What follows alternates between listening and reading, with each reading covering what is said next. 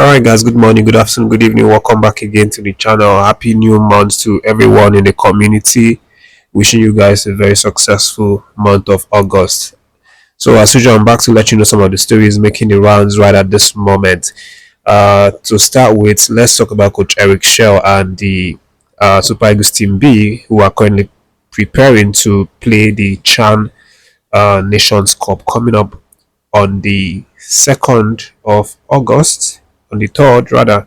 But we have our first game, against Senegal on the 5th. But yesterday was the day that they played their final preparatory friendly match against the Zanzibar Football Club.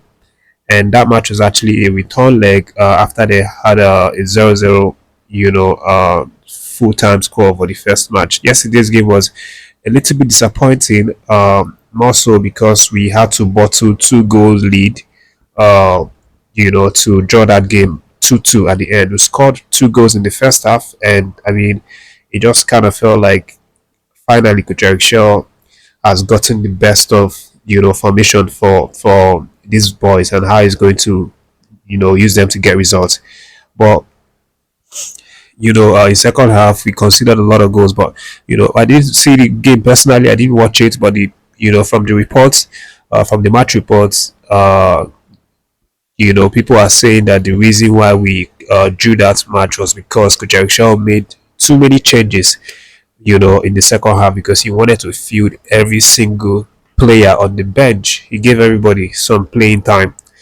That's why a lot of people believe that the team couldn't really hold their ground. They didn't really have that cohesion, so they considered 2 goals. But I mean, that one is done. The next match is going to be, the start of the competition coming up on the 5th. And just to give you a summary of what this competition actually means, not just for the team, but also for Nigeria, for NFF themselves, because obviously they want to make the money, they want to win the title, and win the prize money for this competition, and it's actually a lot of money,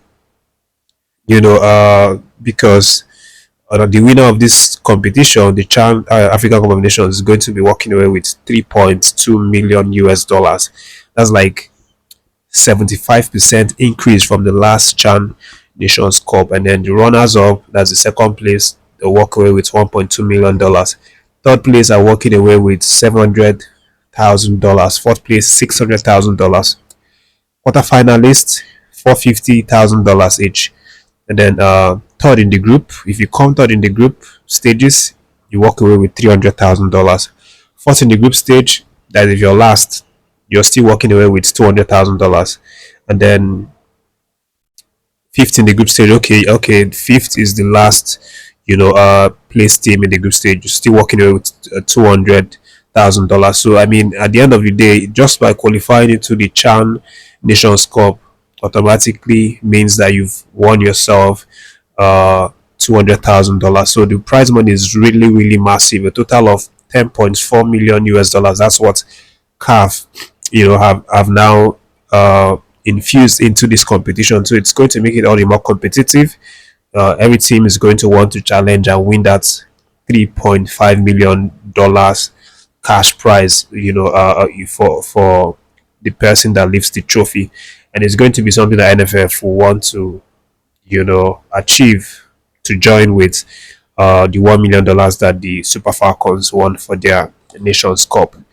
But again, it still depends on the performance of the team. From what we've seen so far in the friendlies, I can't really say that we are one of the favorites. We've not really had a consistent performance of winnings, But at the end of the day, when the competition starts, we will know how they perform. And this competition is going to be hosted by 3 nations. It's actually the first time 3 countries will be hosting it. The likes of Kenya, Tanzania, and Uganda. Those are the 3 countries that will be hosting, this competition.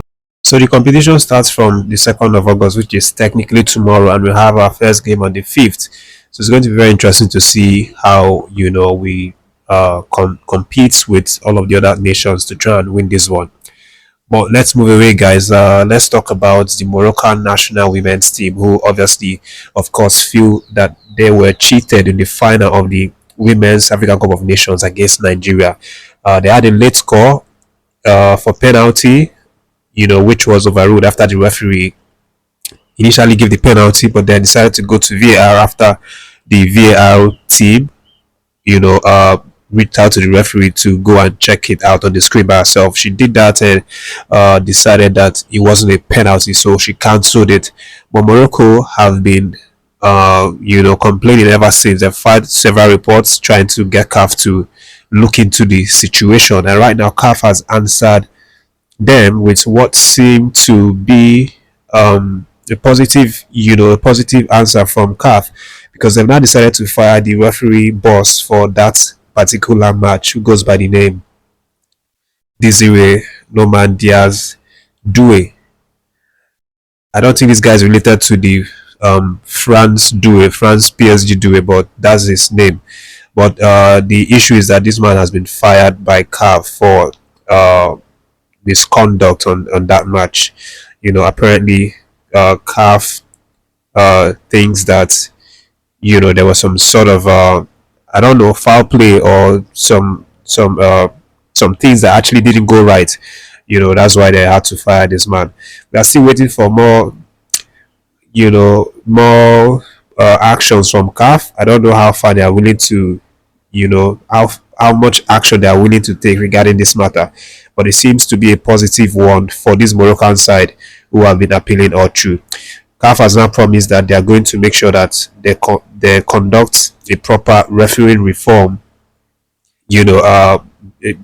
before the next women's competition is being held. It's also going to be held in Morocco next year. So obviously, Morocco automatically they've already qualified, to play in this competition. So just to remind you, part of the things that the coach of the Moroccan women's team said, he said that the picture that was shown to the referee was quite different from the picture that was on the screen that everyone saw, and that kind of raises the question: how is this even possible that a different picture will be shown to the referee? But at the end of the day, CAF has taken action, and they are still, leaving they are still leaving open the possibility that they might still take some more action. But I don't think any action is going to take back the hand of clock and retrieve the trophy from the Super Falcons and give it to Moroccan people. I think that one is like done and dusted already. They'll just be looking forward to improving the referee, the VAR, officiating team, doing the whole reform before the next competition starts properly.